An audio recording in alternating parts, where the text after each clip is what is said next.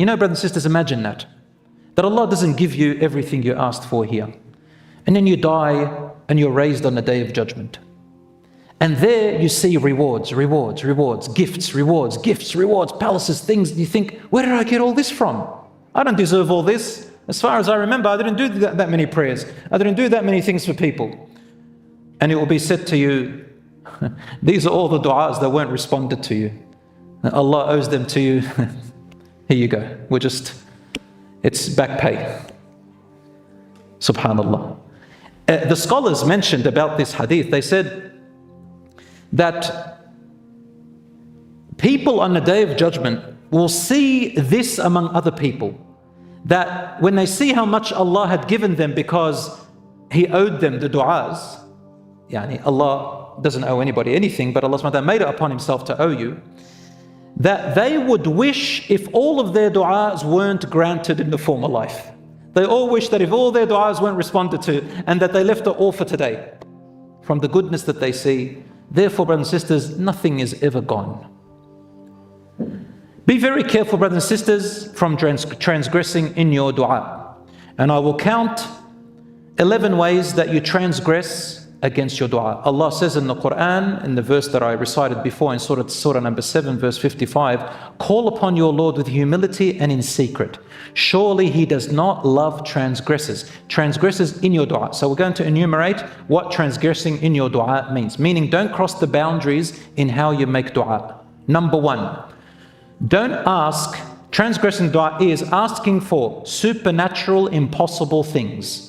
I mentioned before, let me fly, return someone from the dead for me, make me a woman if you're a man, and so on. These are du'as, transgression. Allah will not respond to you. Number two, asking something against Allah's set laws and boundaries. For example, you make a dua for forgiveness or paradise for the disbelievers who have passed away. Allah subhanahu wa ta'ala has forbidden us from making dua for paradise and forgiveness for disbelievers. This is between them and Allah subhanahu wa ta'ala. I know it's harsh on some people who may have family members who died disbelievers, but brothers and sisters, we say their matter is to Allah. And always remember Prophet Ibrahim alayhi salam. Remember all the other prophets and messengers who had parents and family members who died disbelievers. But once they've died, we are not allowed to make dua for them for Allah to just put them into paradise and forgive all their sins. That's between them and Allah. Number three, transgressing in your dua means to ask Allah for things Allah has designated to others. You're not allowed to have them. For example, to say, oh Allah, make me a prophet, make me a messenger. Or to say, oh Allah, make me the intercessor on the day of judgment instead of Prophet Muhammad sallallahu alaihi wasallam. Or you say, let me know the unseen. Or you look at a person who's got something and you say, oh Allah, take away that something from that person and give it to me. These are all transgressions of dua. Number four, to ask for haram things. Oh Allah, make me blessed with adultery. It's not going to work. Oh Allah, grant us a righteous child from my girlfriend. This is haram. Oh Allah, grant me a profit from haram sales. I sell something haram and I say, oh Allah, bless my money. And then I get all these profits and I say, Allah has responded to my dua. La habibi, this is going to be a punishment for you. Number five, raising your voice too much in dua. Some people, they think if they raise their voice, Allah's going to hear them better. Oh, no. Allah says in the Quran, call upon your Lord tadarru'an wa khufya, with humility and low voice. Unless you're giving a khutbah, a sermon, or you're teaching someone something, or I'm sitting and making dua so you can hear me, then I say it. But I don't raise my voice and yell it. Rasulullah was passing by through a valley with his companions on their way to, I think it was Tabuk or somewhere else, and they all got scared and they started to raise their voices and, oh Allah, give us victory, oh Allah. Rasulullah turned to them and said, إِنَّكُمْ لَا تُنَادُونَ بَعِيدًا وَلَا أَصَمْ. You are not calling upon someone who's far away from you or who is deaf. إِنَّمَا تُنَادُونَ قَرِيبٌ مُجِيبٌ. You are calling upon someone who's very close and he will respond. So call upon Allah, tranquility, peace, and low voice. Number six, transgressing dua is when you wail in your crying. Some people, they cry out of humility and compassion and mercy and sadness. And other people, they cry out of more like as if they're complaining, as if they're rebellious, as if they hate what's happened. They cry very loud in a very annoying way. This is transgressing your dua. Number 7, when you make a dua, making conditions on Allah. Like this. For example, I say, "Oh Allah, if you don't give me this, I will no longer pray to you." Some people do that. "Oh Allah, if you do this, I will do that. And if you don't, I will not do that." This is making conditions on Allah. This is transgressing the dua.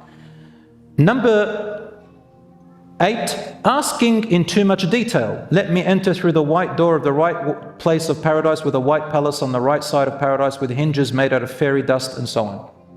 You don't make all this dua in detail. Number 9, changing the dua into a lecture. Now this applies to people who make dua in public. Some of them, when they make a dua or they pray Taraweeh, they turn the dua into a lecture, a maw'idha.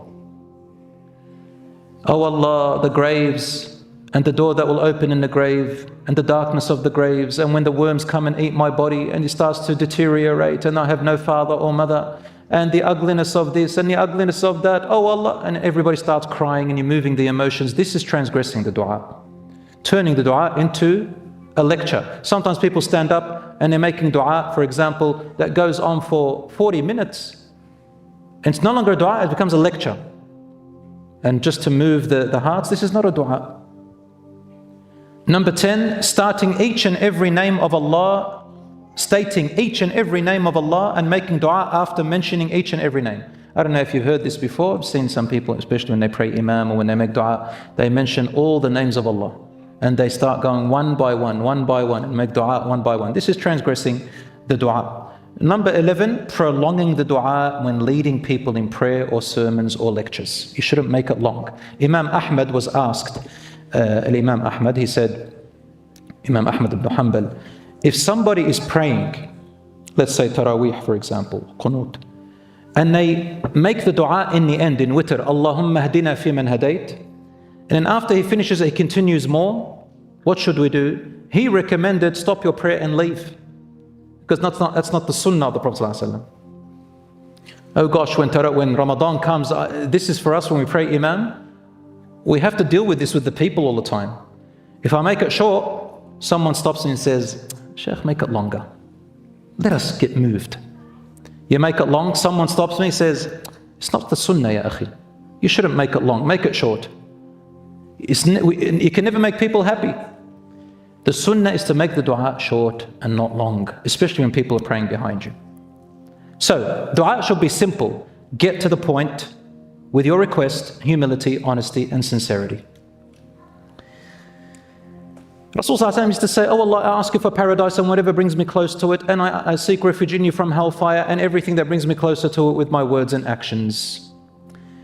The best times to make dua, among others, are, number 1, the last third of the night.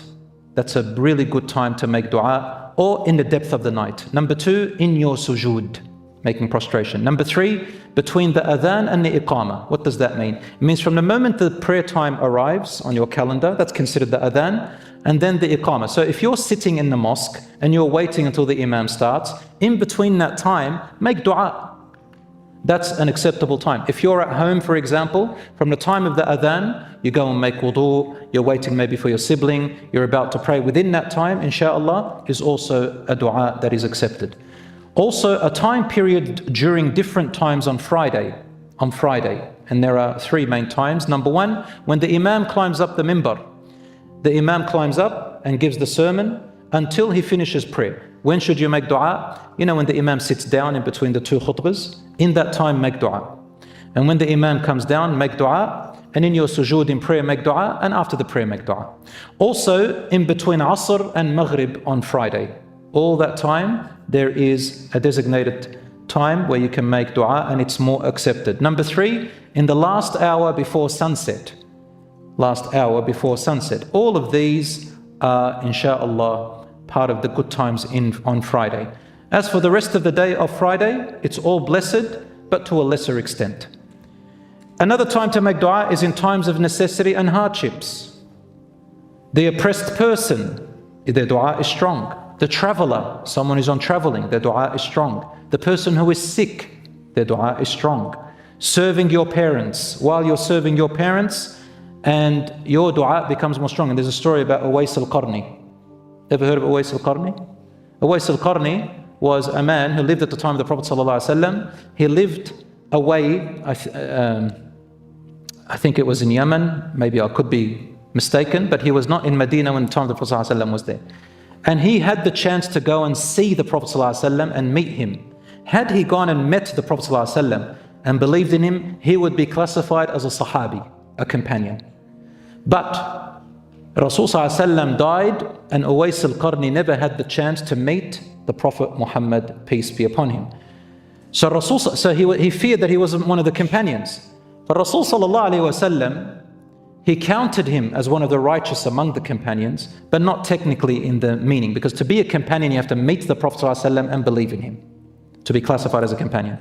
But Rasul ﷺ said, if any of you ever live on to meet Uwais al-Qarni, tell him to make dua for you, for his dua is never rejected. Why didn't Uwais al-Qarni go all the way to Medina to meet the Prophet ﷺ? One thing prevented him. He had a mother who was ill and needed him, and he could not leave her. No one else could look after her. Because of her, he chose to look after his mother, and he missed out meeting the Prophet ﷺ.